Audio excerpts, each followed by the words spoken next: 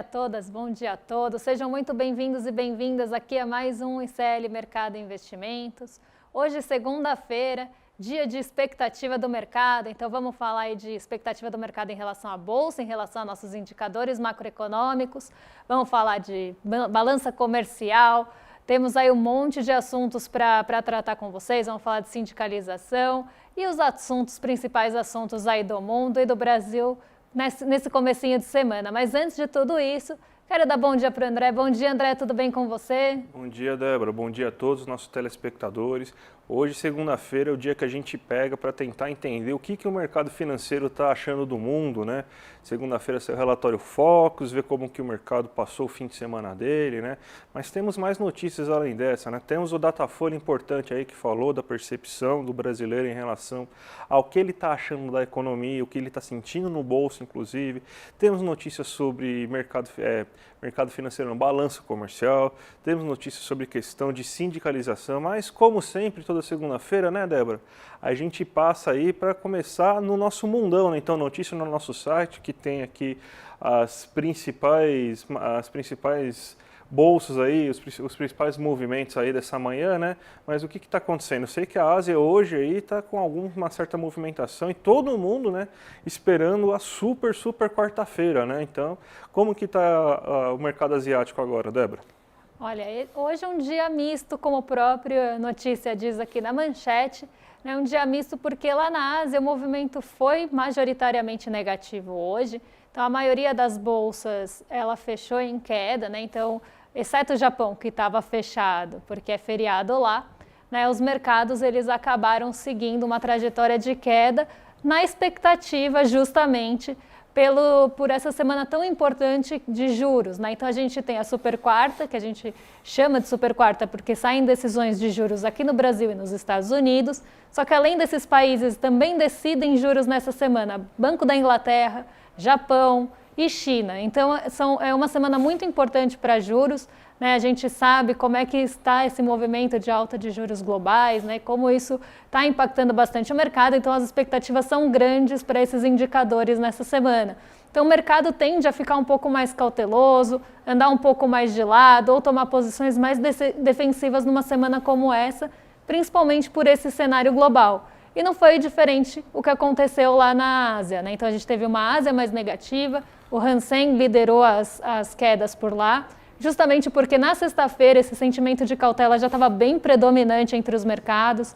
Então, depois da abertura de Nova York, para quem acompanhou aqui a gente na sexta de manhã, a Bolsa estava oscilando ali entre perdas e ganhos e estava bem próxima à estabilidade.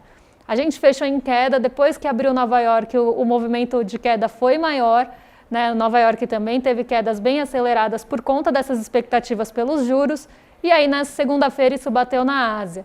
Então a Ásia praticamente como um todo ficou ali, mas no terreno negativo. A exceção, eu vou colocar aqui na tela para vocês, a exceção ficou com o Xangai Composto, né? Os índices na China acabaram ficando um pouco mais positivos hoje, tanto o Xangai, que é o mais abrangente, quanto o índice menos abrangente lá da China. Então, um dia mais positivo ali na China, porque também são esperados os juros lá na China essa semana, e a expectativa é que possa ter novos estímulos vindos aí de cortes de juros por lá. Então, o Xangai Composto, um pouco mais positivo que o restante da Ásia, mas, no geral, André, movimento negativo na Ásia. Lembrando que a gente tem nessa super quarta a expectativa de mudança de taxa de juros no Japão, né? Que você tem agora uma sinalização que pode acabar, inclusive, com aquela taxa de juros negativa. Nos Estados Unidos, ninguém sabe mais ou menos o que vai acontecer, né? Todo mundo está esperando que se mantenha, né?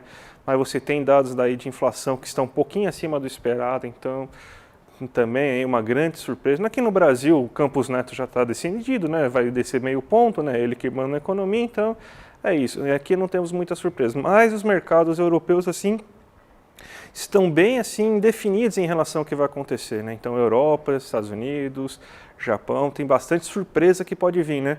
E está acontecendo alguma coisa também na Europa, porque parece que teve algum problema aí com o cassino, o Grupo Cassino, né? O Grupo Cassino é aquele dos supermercados, né? Nada a ver aí com jogatinas e tudo mais. O Grupo Cassino, e teve impacto inclusive nos índices franceses, né? O CAC 40, é isso mesmo? É isso mesmo, né? A gente teve o Cassino, que é o dono ali, grande, né, varejista, inclusive tem aí controle de parte do Grupo Pão de Açúcar aqui, né? Então a gente teve esse movimento bem negativo porque a holding, né, que é o grupo ali que controla e tem também grande parte do cassino, acabou tendo ali que se explicar, né, porque teve uma investigação de que eles tiveram dados ali não reais, dados falsos de liquidez, né? Então, quanto eles estavam com liquidez, né, esse grupo que é o grupo que controla, né, o cassino. Então, a gente teve essa notícia logo pela manhã, né, ela saiu durante a madrugada aqui no Brasil, e aí o grupo já entrou em queda, uma queda bem expressiva e acabou puxando o CAC 40, né? O CAC 40 é o principal índice lá da França, né? O que a gente fala índice de Paris.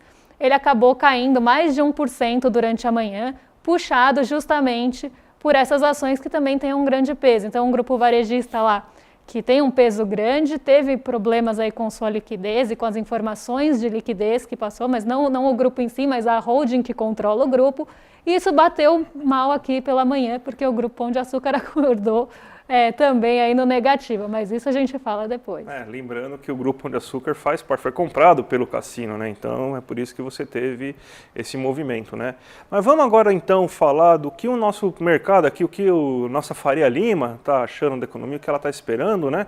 Olha só, você teve uma melhora aí do que a gente chama aí de previsões, né? Então parece que o mercado financeiro está otimista agora, engatou mesmo um otimismo, porque você teve tanto um aumento da projeção do crescimento econômico desse ano, quanto uma queda da inflação para esse ano. Então a gente tem aqui um gráfico que a gente montou aqui para vocês, para a gente resumir quais são os principais números aí do relatório Focus nesse momento, né?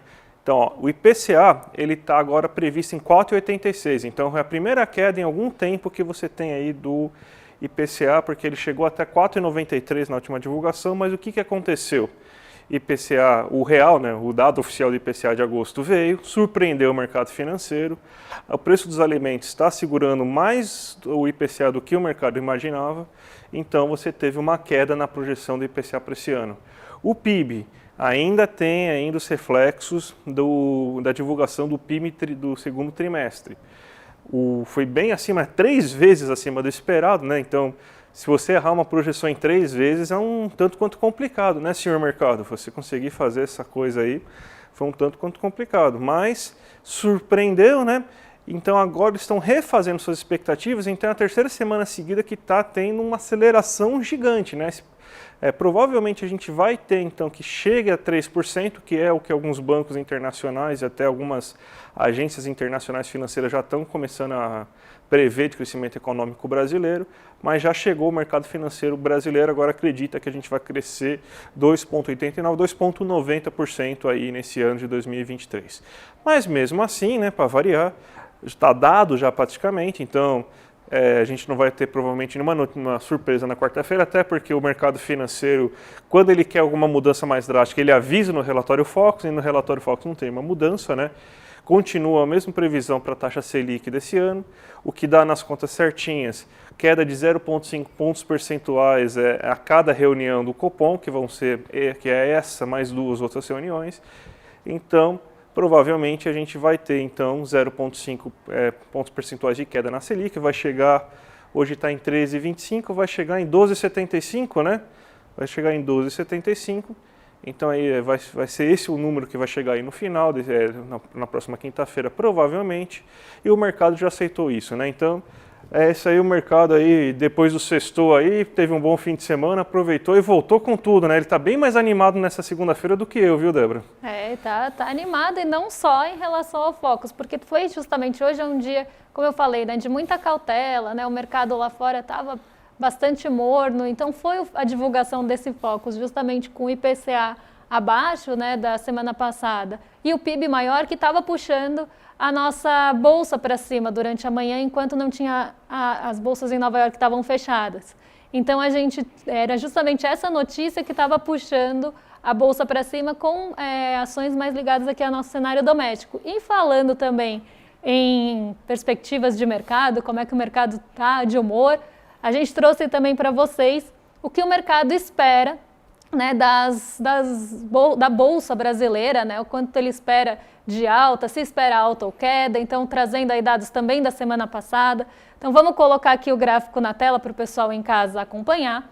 Mas na semana passada, para quem acompanha aqui com a gente, né, 60% dos agentes entrevistados, então aqui são entrevistas feitas com os agentes do mercado, né, a gente vê que teve aí praticamente uma manutenção, né, ficou praticamente igual da semana passada para essa, que na semana passada 60% dos agentes entrevistados acreditavam que a Bolsa ia subir na semana, e aqui a gente sempre fala de acumulado da semana, e 40% acreditavam que a Bolsa ia ficar estável. Nenhum dos entrevistados acreditava, né, que ia cair a Bolsa. E a Bolsa subiu 2,99 no acumulado da semana passada, aqui muito puxado pelas ações mais ligadas às commodities. Então a gente viu a Vale, a Petrobras ali tendo um desempenho bem importante para essa alta aí do Ibovespa.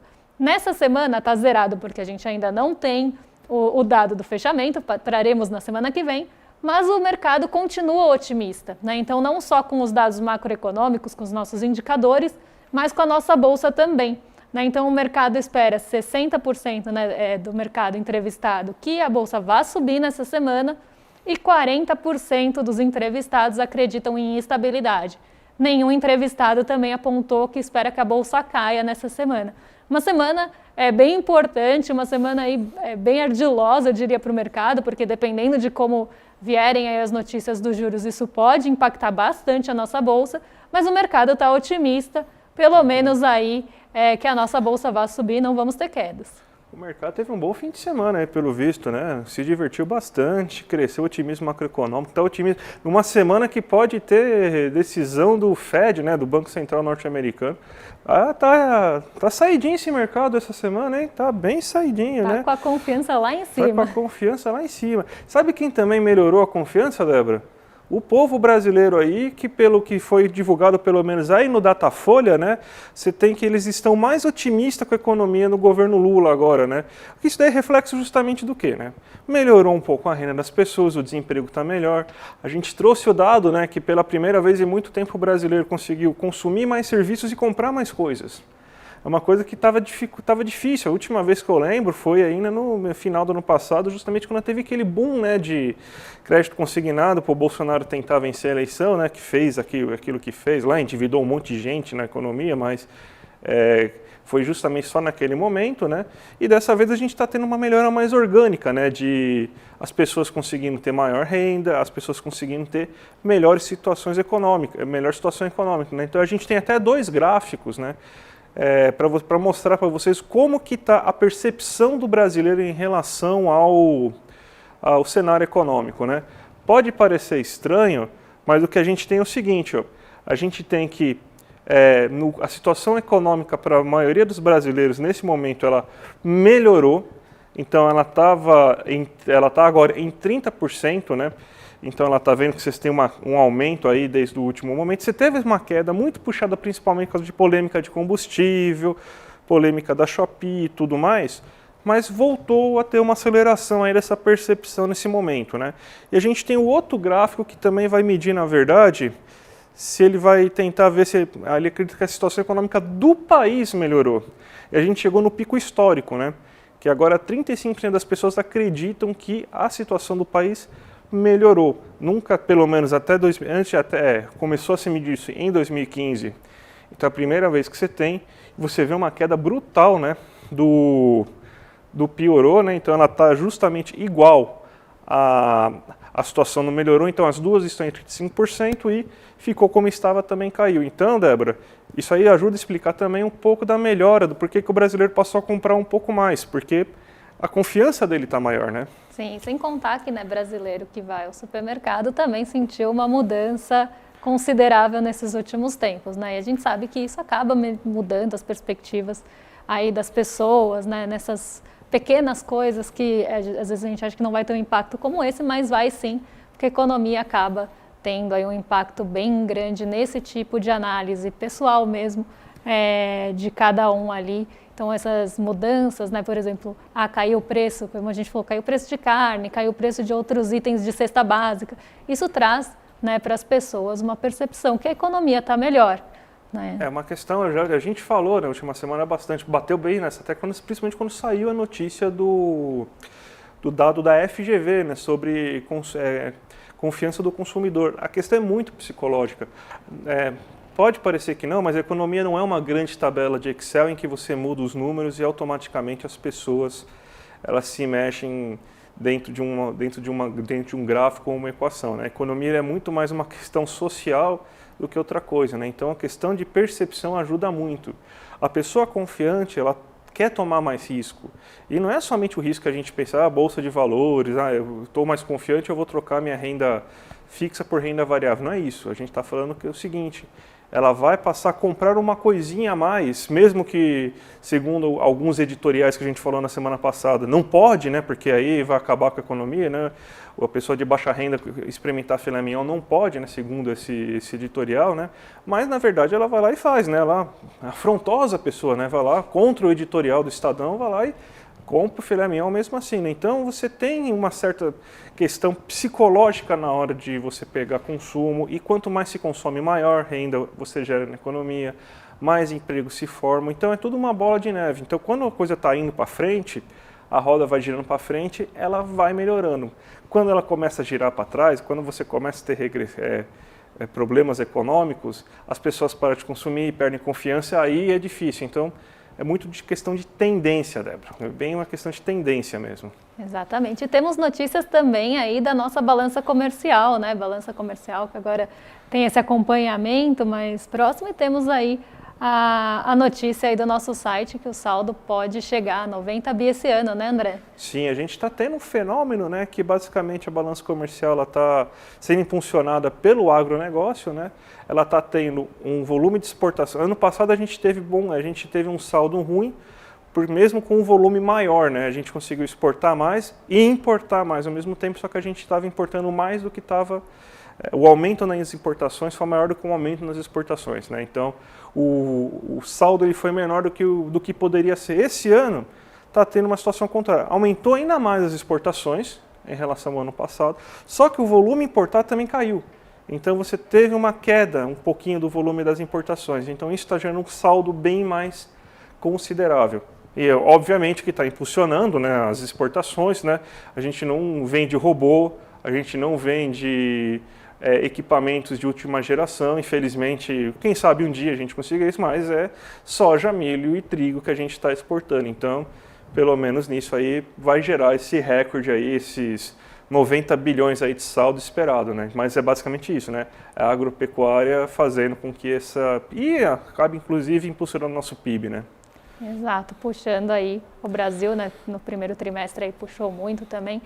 Então aqui a gente tem esse retrato aí de como está, né, a nossa balança comercial e quem está realmente contribuindo e puxando esse movimento. E a gente teve também uma notícia na semana passada, né, que foi feito, a gente tem a PNAD contínua, né, que normalmente a gente traz aqui dados de desemprego, subutilização, né, então a gente normalmente traz esse tipo de dado para vocês.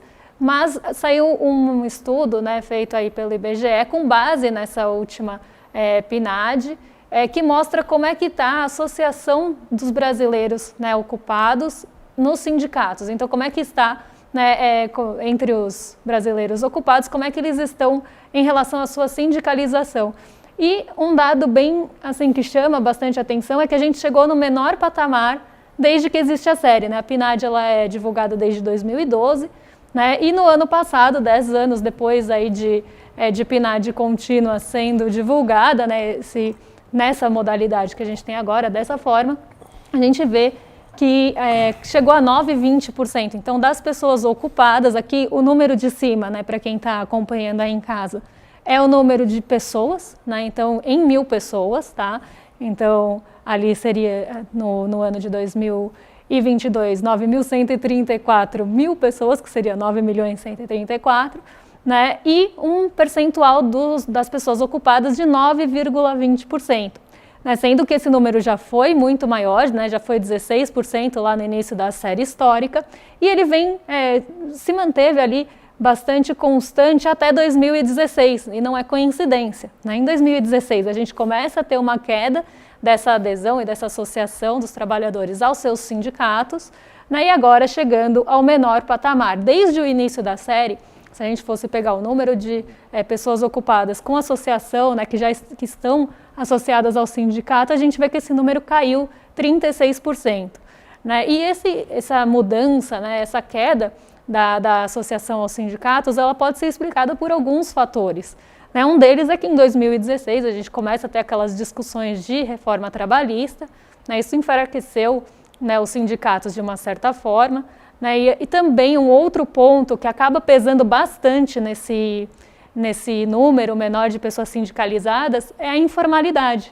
Né? A gente vê que esse número é muito menor em pessoas ali que têm CNPJ, né? Então a gente tem esse aumento da informalidade e também ali de pessoas que trabalham por conta ali com CNPJ, e o número de sindicalizados nessas categorias é muito pequeno. Então a gente vê que isso puxa, né, não só essa reforma trabalhista, né, que coloca, agora, eu adoro essa, agora o trabalhador vai poder negociar direto com o patrão, essa é muito boa. E aí a gente vê que tem ali essas mudanças, né, as pessoas acabam se afastando aí dos seus sindicatos até em outras modalidades que não informais. Mas o crescimento da informalidade também contribuiu bastante para isso.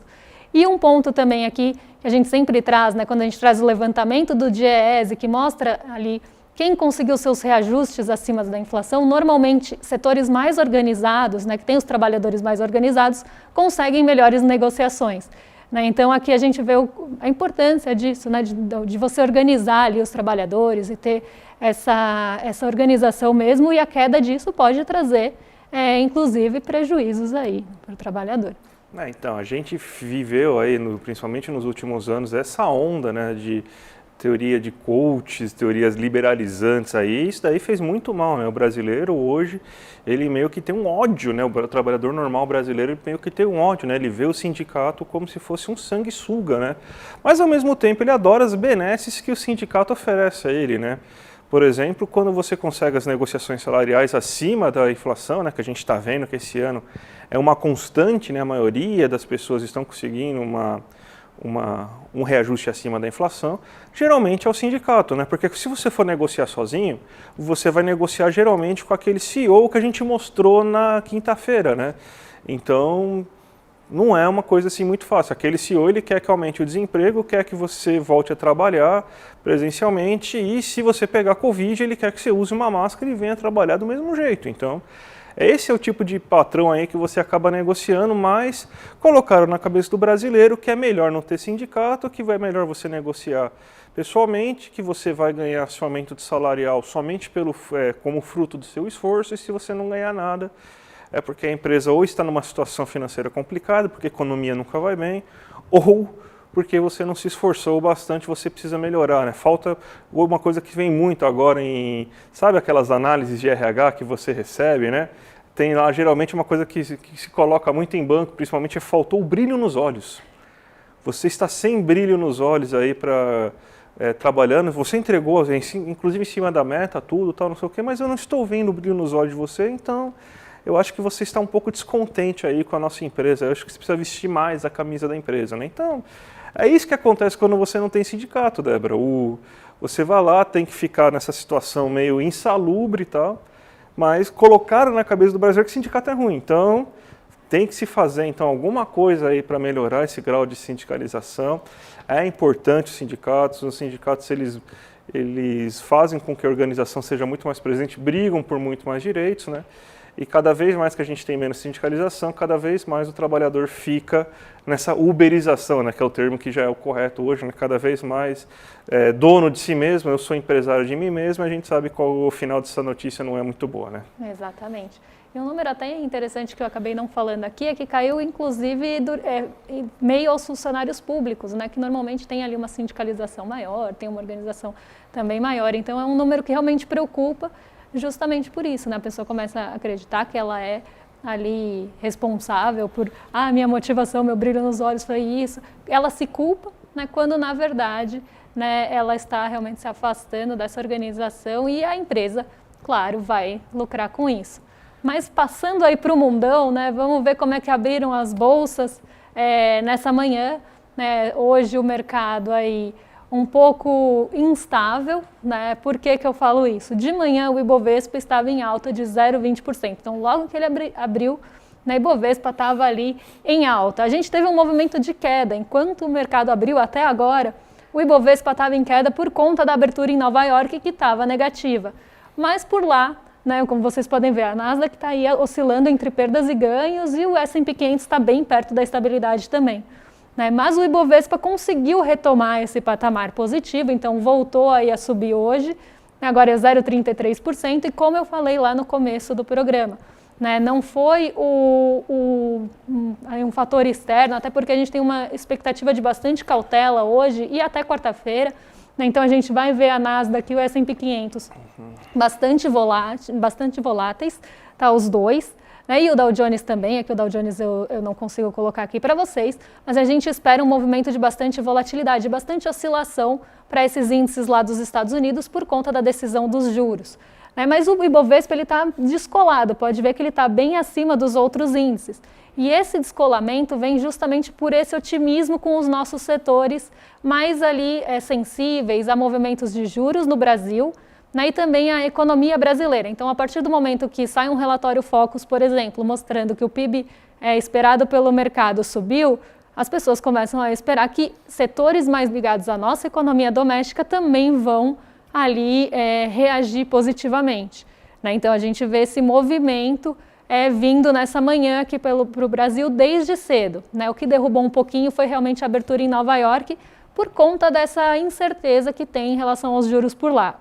Ao mesmo tempo, o dólar está em queda de 0,27, desde manhã ele está renovando ali as mínimas, ele chegou a 4,85 hoje durante a manhã, agora ainda em queda, mas numa queda um pouco menor, justamente porque parte do mercado espera a manutenção dos juros dos Estados Unidos e isso pode enfraquecer o dólar.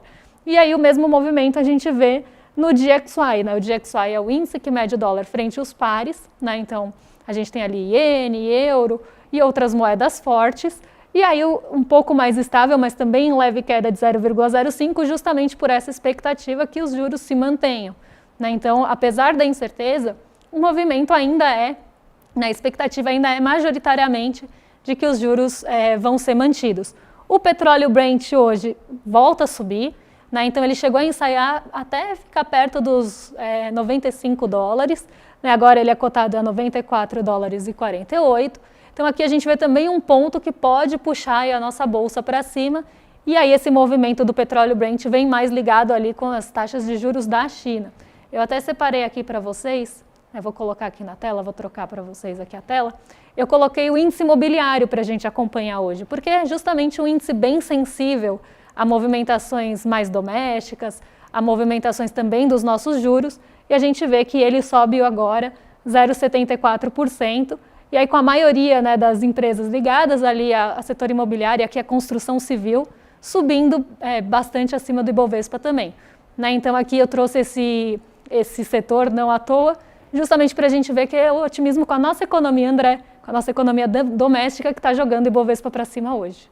Perfeito, Débora. Então, vamos encerrando hoje por aqui, mas sem antes esquecer de dar os recados aí que a gente tem que dar toda manhã, Principalmente porque dia 28 agora, super palestra aí com a Monja Cohen e o Eduardo Moreira conduzindo essa palestra, como vencer, como lidar com a ansiedade e o estresse, às 8 horas da noite.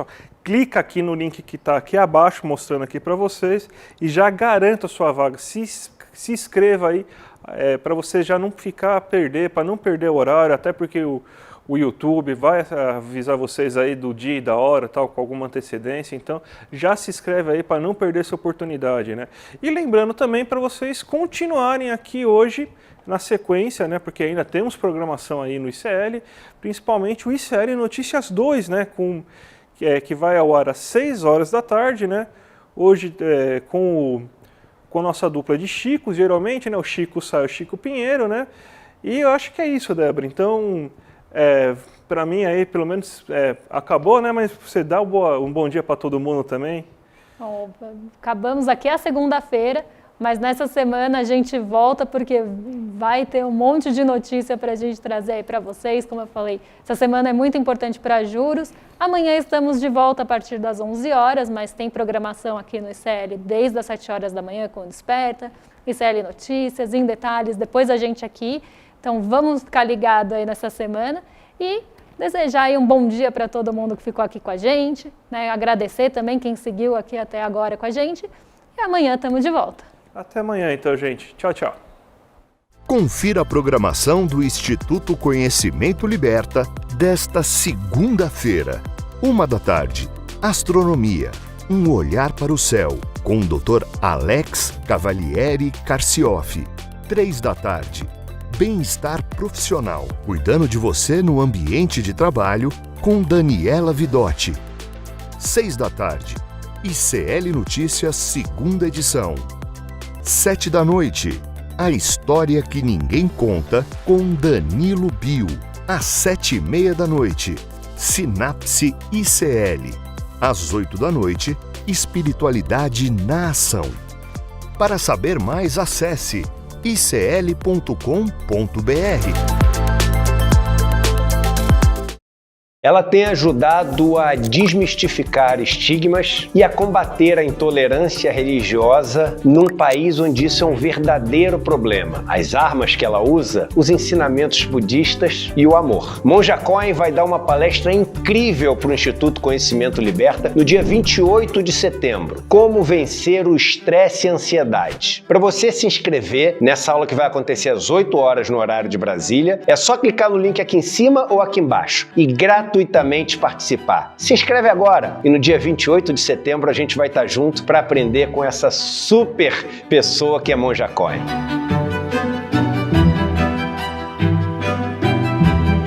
Oi, gente, tudo bem com vocês? A gente veio hoje contar um pouquinho sobre o curso de Saúde Mental e Cuidado que o Instituto Conhecimento Liberta está oferecendo. O curso é comigo, Bia. E comigo, Renan. Nós somos psicólogos, professores, trabalhamos com formação e com cuidado em saúde mental e a gente quer propor para vocês uma discussão bastante crítica e necessária sobre o campo da saúde mental. Nesse curso da gente, que faz parte dos mais de 200 cursos do Instituto Conhecimento Liberta, a gente vai pensar sobre as questões da saúde mental, para além da loucura, para além do adoecimento, para além da psicopatologia, pensando questões como direitos humanos, gênero, raça, classe, sexualidade. Então, venham juntos e juntas discutir com a gente.